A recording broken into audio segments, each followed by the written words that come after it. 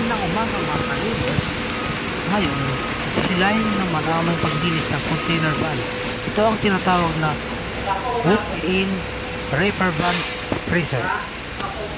Ang walk-in reefer van freezer ay nililinis din itong evaporator natin.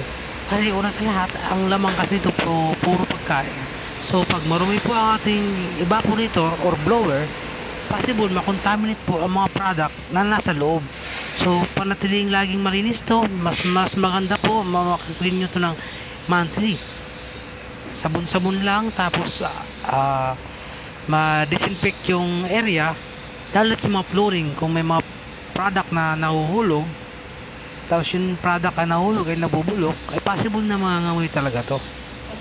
Ang PME Refrigeration ay tumatanggap po ng mga repair or cleaning o any works na about sa refrigeration. Gumagawa po kami. Baka nais nyo magpagawa sa amin, wag kayong magatubiling tumawag sa landline or telephone number namin.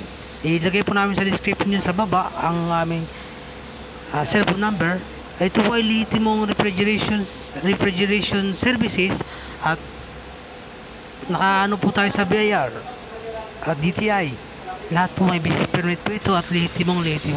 Kung makikita nyo dyan mga lodi, mayroong mga ice na bloke, nakukuha namin sa ilalim yan.